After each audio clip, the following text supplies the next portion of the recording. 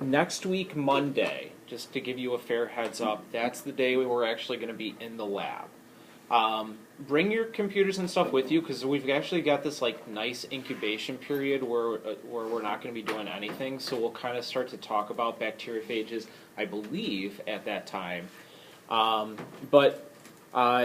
should probably, because otherwise John will get mad, I should probably have you guys sign the safety contracts. So I will get all of that stuff ready too. What's that? We have to sign one of those for every month. I know, I know, but you have to every time say that you've read it and yada yada yada. Biggest rules of thumb: don't put it in your mouth. Okay, that's how. Actually, probably putting phage in your mouth is not a bad thing. As we talked about, we're going to try to isolate Pseudomonas phage. You got to start thinking about where are you going to isolate that from. What I'll give you by Friday is I'm just going to give everybody a conical tube and fill it up at least part of the way with whatever you want. I'm going to try a sample this week and see if it works. If it does, I'll have backups. If not, it's whatever you guys get. And if we don't get anything, E. coli is the backup because we've got plenty of phage in the freezer stocks to sequence in the meantime. So, I just posted up on Blackboard, there's a new link on the left-hand menu that says Phage Project. There's 3 things in there right now. One is the protocol that we're going to follow on for the next week, actually. So you'll see it's like steps 1 through 10 or 11 or something like that. Part of it's how do we isolate the phage. Part of it is how do we purify a single phage among many. That's going to take place over a couple of different days in class. So just to kind of give you a heads up on that. And then there will be additional quote-unquote learning opportunities that you are by no means obligated to do.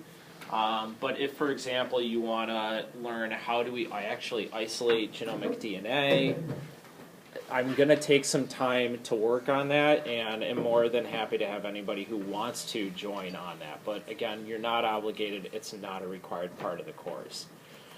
And as that project begins to unfold some more, we'll spend more time talking about things like how do we actually annotate these genomes, what do we mean by that, how do we go about the process of doing so, blah, blah, blah. Okay. Any questions on the upcoming week? All right. Let's start with this. So I just put the objectives up here to begin again, but what I wanted to start with was just kind of a broad question. How do we know human papillomavirus causes cervical cancer? And I'm not saying because that's what the textbook says. How do we actually know that? Take a minute, before you answer, Jonah, take a minute to think about it. Talk with somebody else first, if you want to. All right? How do we know it causes cervical cancer?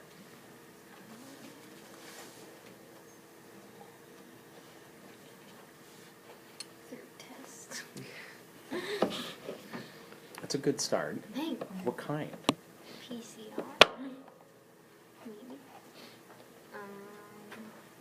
You could. I believe you talked about this in genetics. Oh, don't. I don't know if I did. I think you did. I was only in genetics once. How could I have spent the whole class talking about that? I talked about HPV causing it, yes, but that's not a correct answer. You could use. What was the question again? How do we know? How do we know that HPV causes cervical cancer? And it's not, the textbook says so, it's not, Yeah, like Zach said so. using like antibodies in order to detect like the antigen and like infected patients and stuff. Third time. I had that trouble over break. I had to reset it 10 times. It's hard because we can test infected cells.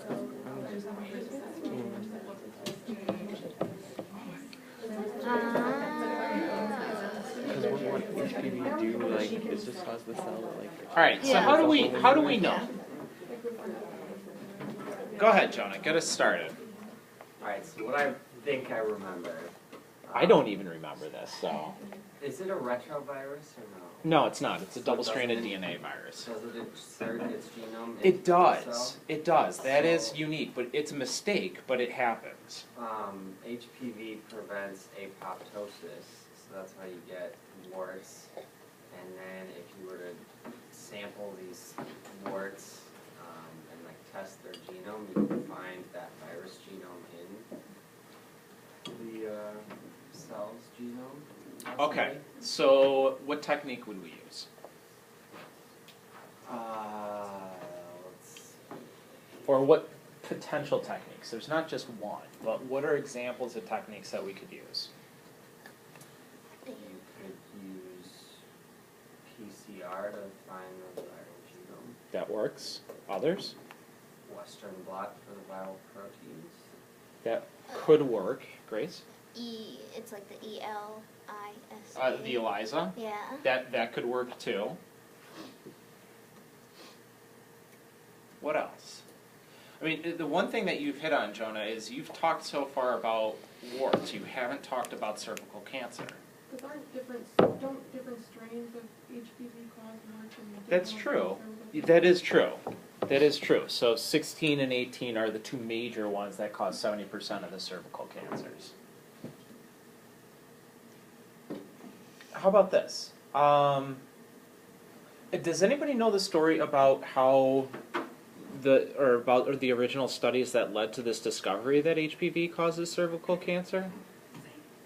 Shania, do you know? Shania knows. Okay. I said, I was wondering if it was about Henrietta Lacks or not.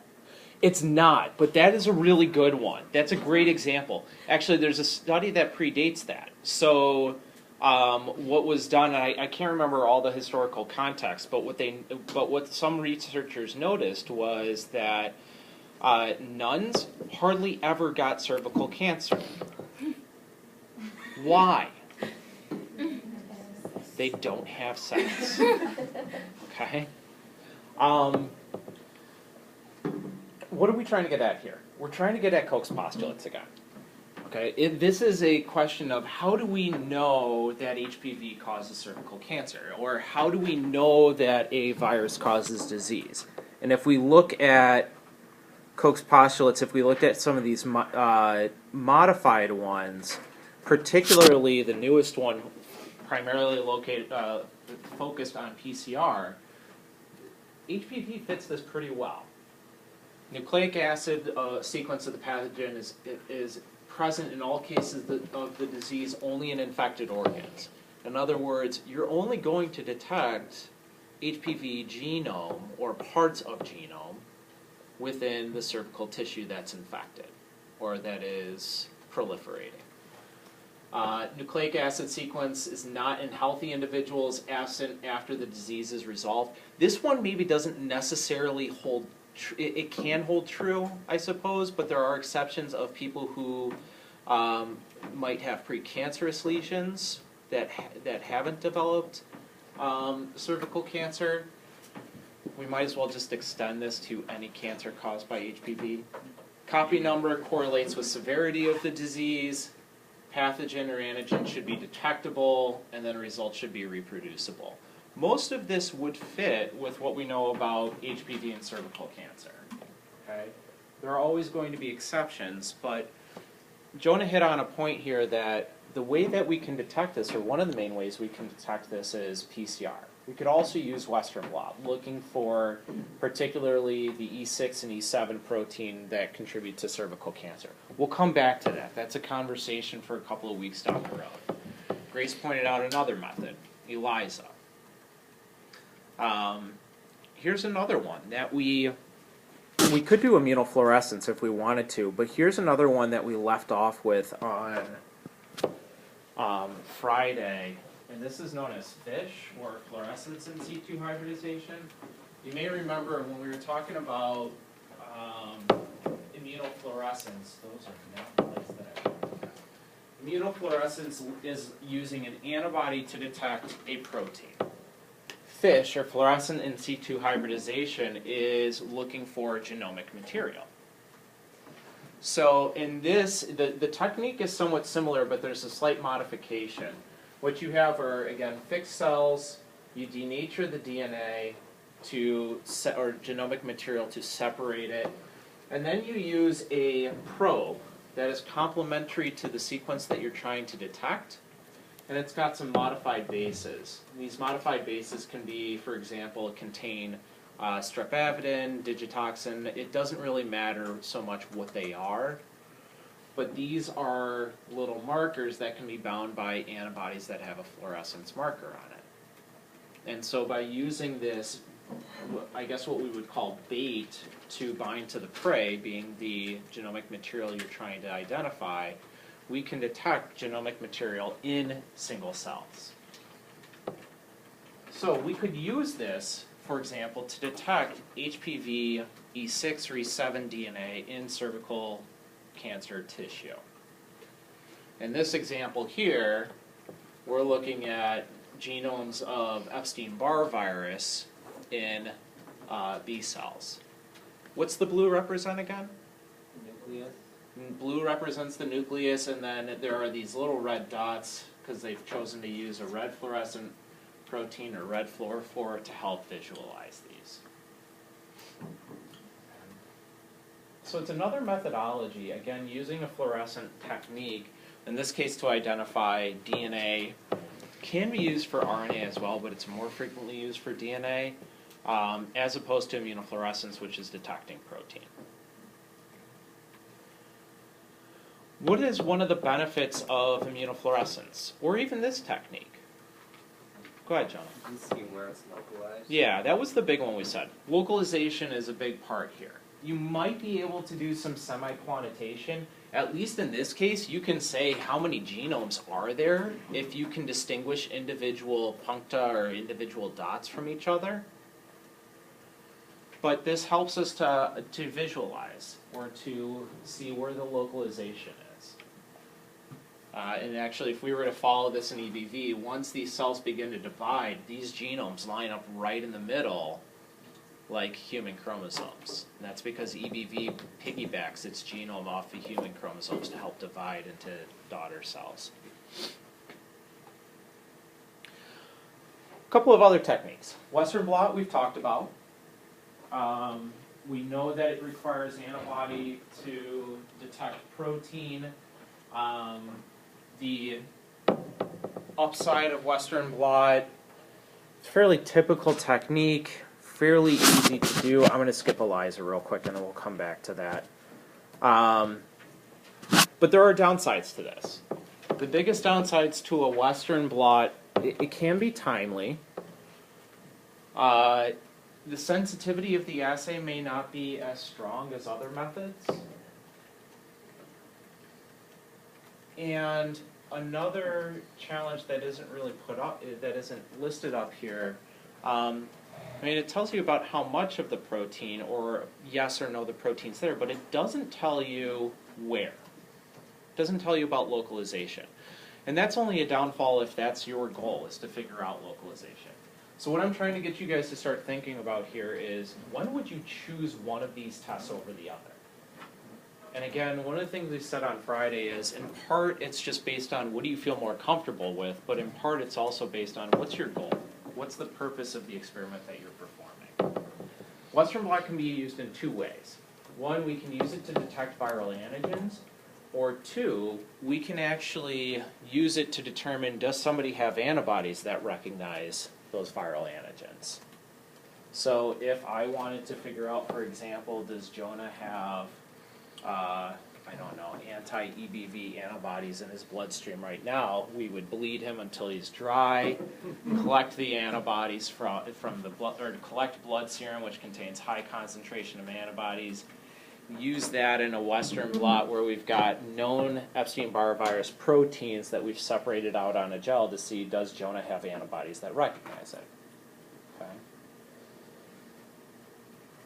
So it can be used both to detect viral proteins or to determine, does somebody have antibodies that can detect them? Annie? So, in that case, you're using the serum as the antibody? Yeah, Okay, yeah. So then are you using your virus to know that if there are variants, it is definitely... Exactly. Yeah. So what you would be doing, really the question becomes, what is your test and what is your test here, right? If your test is to determine, does somebody have Epstein-Barr virus in them, or is there Epstein-Barr virus in the sample? You're running a gel and you're probing with antibodies that you know are going to bind to those EBV proteins. The alternative is, if you're trying to determine does somebody contain antibodies that recognize the virus, then you're taking the known viral proteins, separating them out, and you're probing with serum or somebody's antibodies to determine if they have them present. Okay. Typically what we see, or typically the way that we'll view this experiment, is in the former, where you're trying to just detect whether a virus or protein is there or not. It's not so much a matter of does somebody have the antibodies. There are better techniques for that. ELISA is one of those better techniques. Paige, do you have a question? Okay. Jonah. When it says profile types of antibodies, is that like IgG and IgM? Yeah, yes. Yes, that's what that means.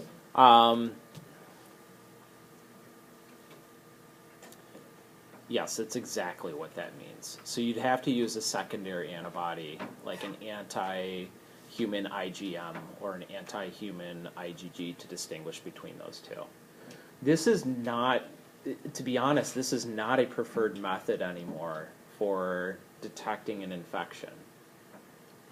It is used in our book kind of provides a case-by-case basis for different viruses. What is a preferred technique, or what are really good and what are not as good techniques?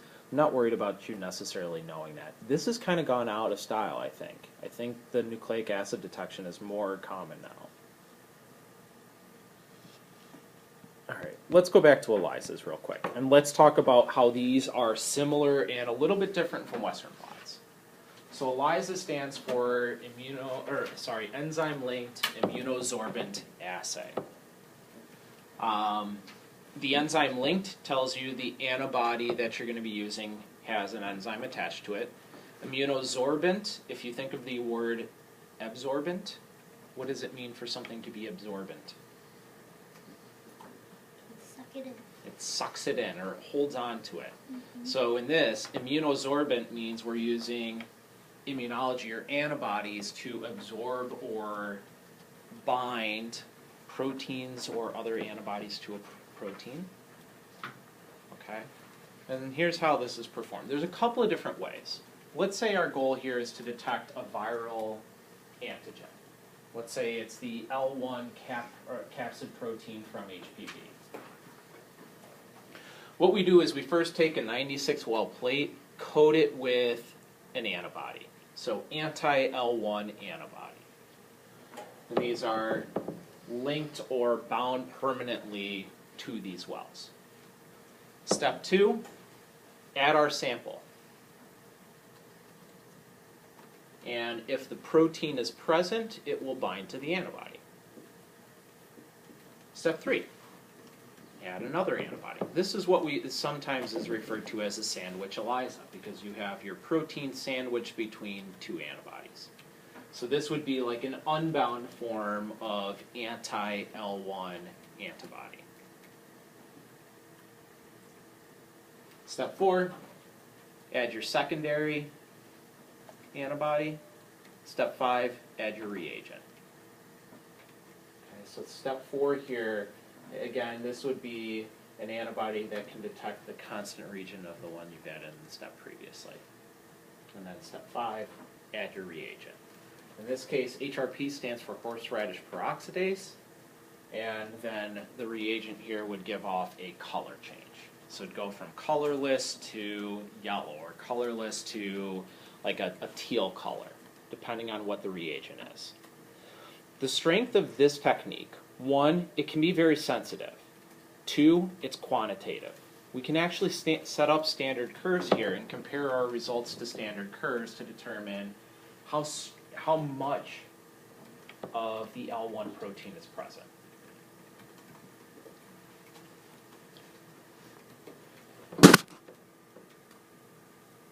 Yeah,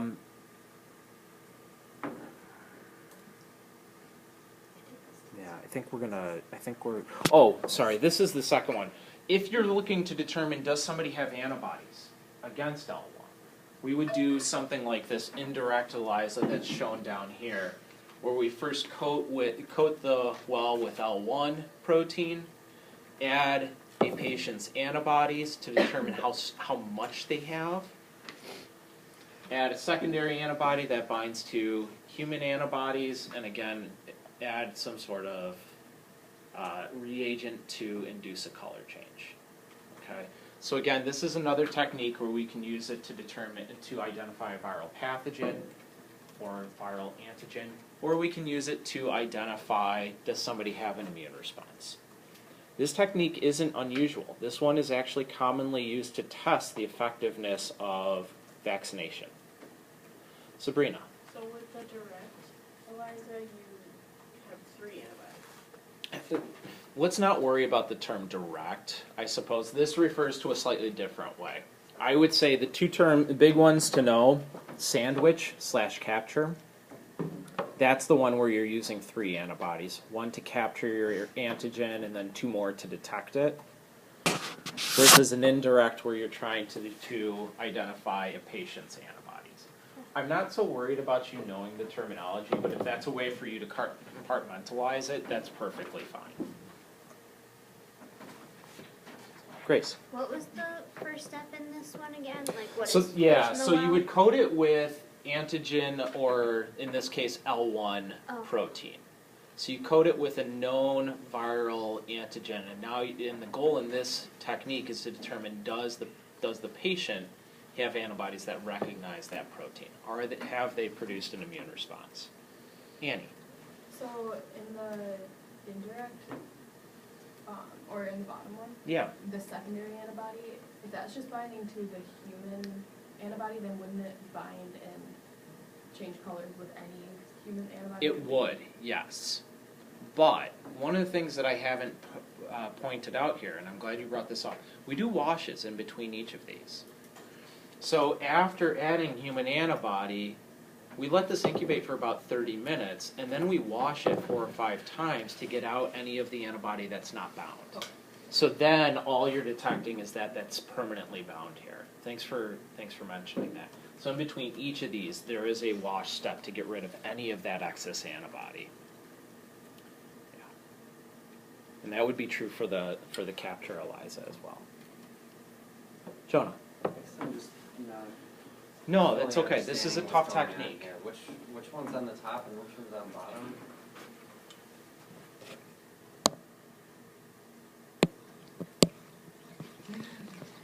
I don't know what you're talking about on the top. Okay, I don't know why I put that one in because we're not going to talk about it. Focus on this one. so that's the sandwich. This one is the indirect.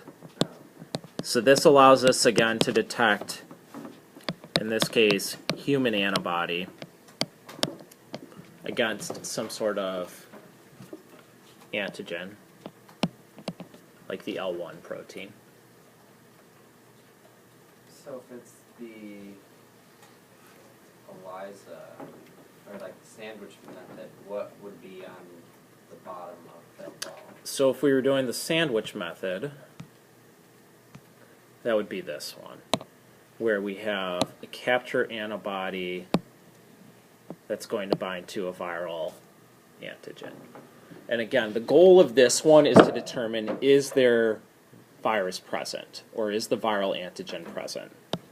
So this one looks for viral proteins, the other method looks for like the antibodies. Human antibodies, Okay. exactly. Got it now, thank you. Sabrina.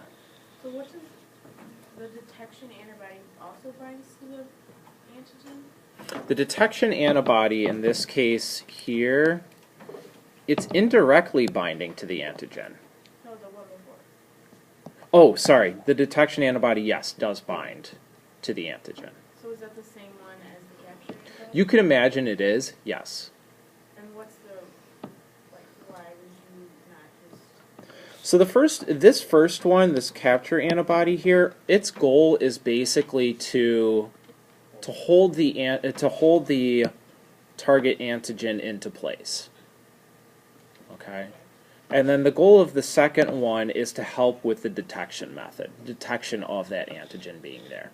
And then, like that HRP conjugated antibody binds to the constant agent. The HRP, yeah, and that's actually, this is covalently bound to begin with. So the antibody, this HRP conjugated antibody you're using, it's covalently linked. So if your antibody is there, the HRP is going to be there as well. Annie. What's the more efficient method for determining if someone has the virus? Would they prefer to do a sandwich and find antigen, or? I don't know. I don't know the answer. I think it's dependent on what your question is, right? Because this one says, is the virus there? The other one says, do you have an immune response? And there are cases, we see this all the time. I mean, if you have a cold, you will have high titer, high concentrations of antibody against that virus long after the cold is gone. So I think if you're trying to determine is somebody right now infectious, this is the better method. If you're trying to determine did they have it, the other method might be better. I was going to say, 'cause if you're trying to like diagnose someone, this is like a direct way to show that they have but the other one's like, well. The other one is you've been exposed at some point. We can't put a label on when that was. So the other one can be a better measurement of, are you immune to future infections? Ebola would be a great example where you might use this to say, has somebody been exposed to Ebola and are they immune from here on out? Bill, did you have a question? No? Okay. Sabrina. So you can see if they have the antibody or Typically, yeah. Yeah. But what about for like HIV, don't you have Yeah, it's a great example. Oh, God. That's a good caveat. Why? Yes, and antibodies to HIV will work for a while, but they're not going to work permanently. Why not? the virus mutated? Exactly. HIV has such a high rate of mutation that antibodies that your body produces against it early on in the infection might not be useful in the immune response later on in the infection.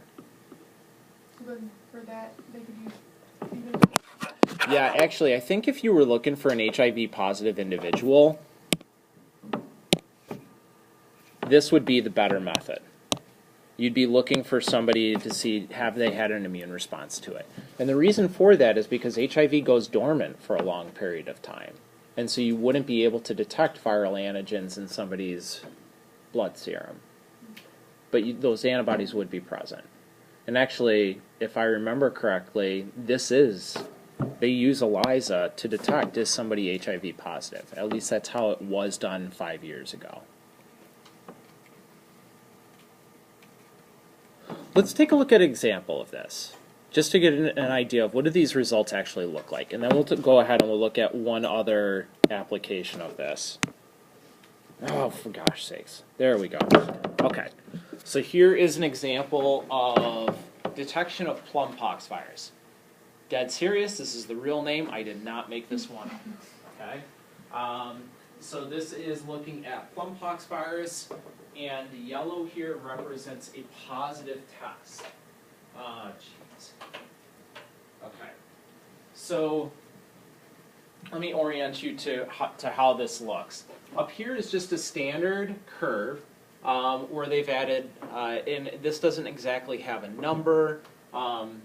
It just has dilutions here, so 1-to-1 dilution of the sample, or 1-to-2 dilution of the original sample, 1-to-4, all the way down to 1 to 2048. And we can still see yellow here. In other words, even when we've diluted out the virus down to the 2048 of the original sample, we can still detect it.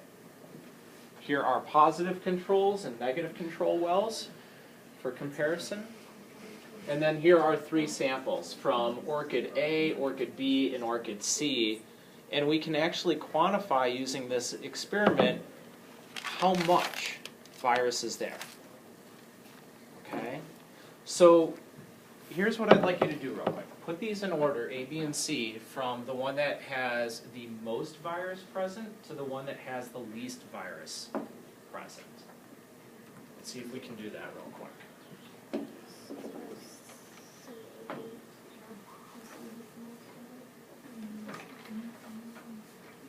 I did this with my kids this summer. I didn't know what it was. This?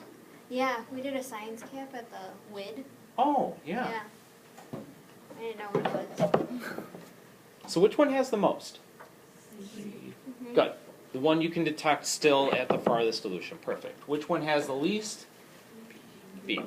And the only way that we could actually make this quantified now is if we said, okay, this 1-to-1, this is like 1,000,000 copies of the virus, and this is 500, and this is 250,000, and 125,000, and so on and so forth.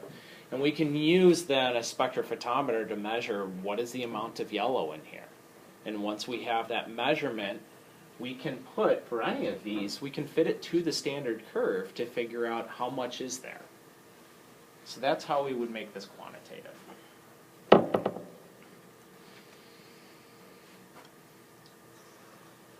Questions on how to read this? It's pretty damn easy to read. I think the harder part is understanding the technique behind it.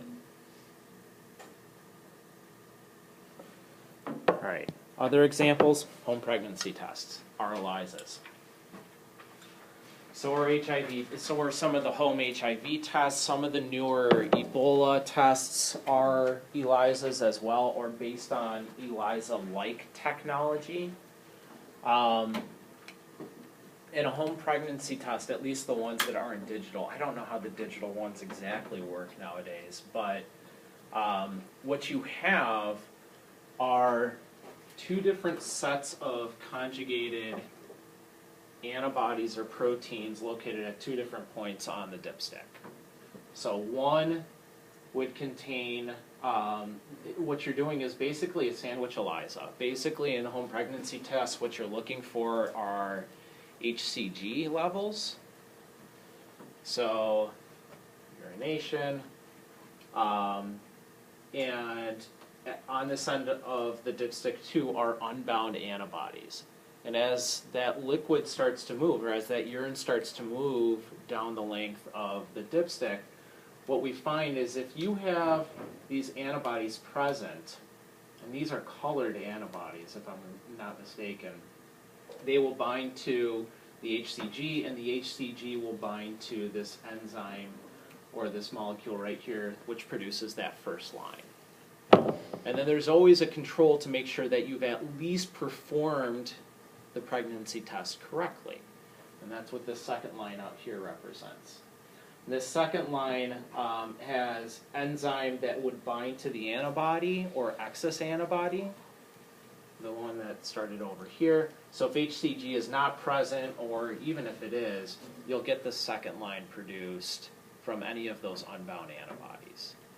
So really the goal here is just to detect certain hormone levels that are indicators of pregnancy, and if it's pregnant, you are essentially performing a sandwich ELISA to detect it. Like I said, for Ebola testing, this has actually become a common method because, I mean, home pregnancy tests are incredibly quick. If you see the commercials online, they're like, it takes 90 seconds to say, are you pregnant or not? And that's the goal. ELISAs are incredibly quick experiments if they are optimized correctly.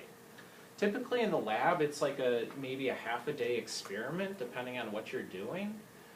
But this type of technology is being used currently to, at least in 2014 with the really large Ebola outbreak that occurred, there were tests like this being used, or at least tested at the time, that they thought could detect if somebody was infected with Ebola or dengue fever, which are quite similar to each other in terms of the symptoms. 5 minutes was all it took for some of these tests, and that's incredibly powerful, and they are really cheap tests as well. So would this be a sandwich method? Yeah, that's how I would describe this as a sandwich method. And then what you've got over here is kind of like a modified sandwich in some ways, where it's just capturing any of the excess antibody that isn't bound to HCG. I would just call that control. Go ahead and call it control if you want to. That's a good word for it. It's positive control. Yeah. It's to make sure that you peed on the stick correctly. All right.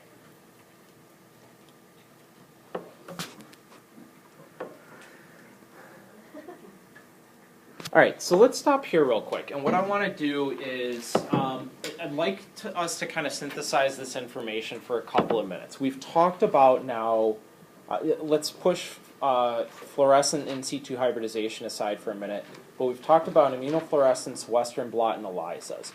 What are the utilities of each of these? What are their strengths and what are their weaknesses? And you may find that there are certain ones that have similar strengths. Okay, so I want you guys to take a couple of minutes to write out for yourself strengths and weaknesses of these different techniques, maybe when you might use one over the other, and then we'll spend a few minutes talking about it. Of which ones there? Let's list out strengths, weaknesses. Let's just start strengths of any of these three tests. Immunofluorescence shows you the localization. Okay.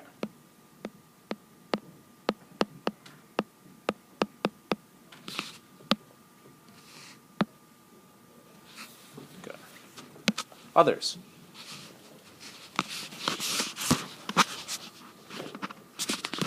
Jonah? For fluorescence, you can also see specific DNA sequences. Okay, if we were doing fish, we might be, yeah, so I'll put fish in parentheses here. DNA, genomic material, where it's located as well. Or, like you said, specific sequences.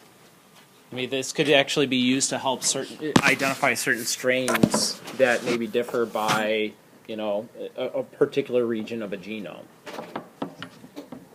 Other strengths of any of them? Annie? ELISA is quantifiable. Yeah.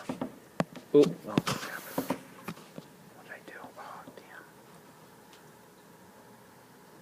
damn. No! Okay, well, let's start that again.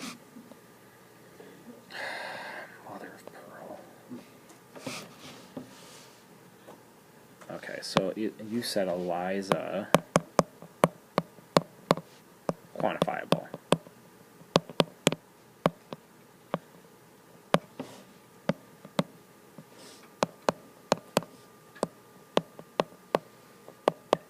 Others? ELISA's fast. Speed is really nice here. Sabrina? It's also sensitive. Okay, good. Western blot, you get like all the variety of proteins that a virus could make. If you're determining if somebody has antibodies, you could detect all those. Yeah, absolutely. How should we put that?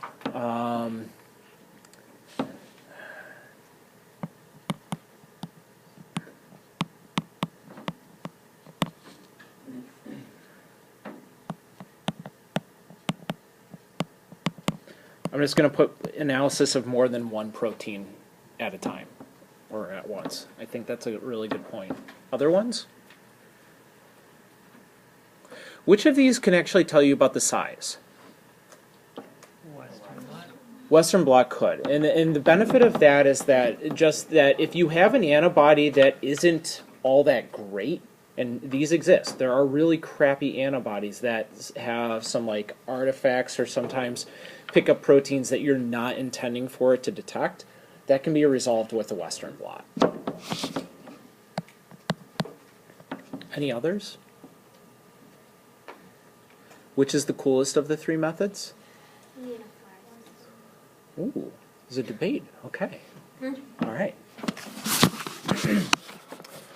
Dr-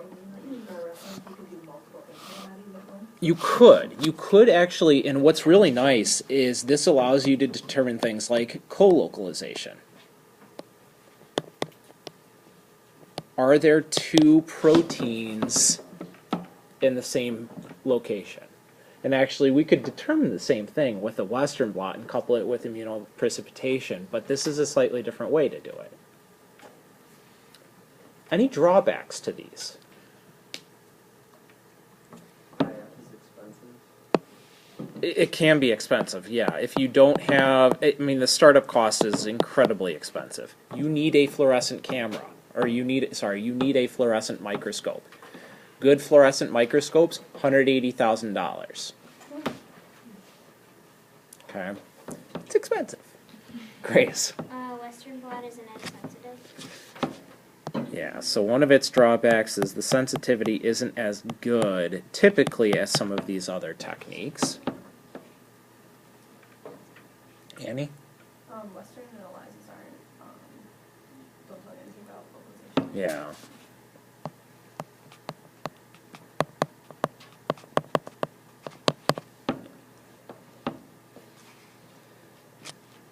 Go ahead. IF isn't. Yeah, typically not used in a way of quantifying, maybe to get relative, but not quantifiable. And same is true for Western blot too. It's not necessarily. Now, I take that back because newer technology, as you know, one of the things that we haven't addressed here is Western blot has gone fluorescent as well. So there are now techniques that we can detect protein and quantify doing fluorescent Western blots. It can be expensive, but it is a really useful tool if you have it available. I think this is a good list, okay? And so the other thing to think about as you're working on, as you're kind of, the reason to go through this is also to think about when would you use one over the other. One of the things that you're going to start to see is we're going to start doing more about how would you design an experiment. So like if the goal is you want to know whether smallpox replicates in the nucleus or the cytoplasm, which technique would you use? Western blot's not going to tell you localization, nor is ELISA. You would choose the IF. So those are kind of some of the decisions that I want us to start thinking about. Okay, what is the best technique given the scenario? Let me just introduce one more technique for today, and then what we'll do is what we were supposed to talk about today, which was PCR, real-time PCR, RT-PCR, which is reverse transcription PCR. We'll spend Wednesday talking about that, okay? Last technique for today, hemagglutination. This is kind of this is not the most useful of techniques, but this is how, a while ago, it was determined, are you infected with influenza? Because influenza and some other viruses have the ability to link red blood cells together. And that is known as hemagglutination. The agglutination refers to clumping. The heme refers to the heme group in red blood cells. So what influenza and some other viruses can do, if red blood cells have the particular receptor that's used for attachment, in this case influenza uses the HA protein, which stands for hemagglutination actually, or hemagglutinin. What we get are one of two different results.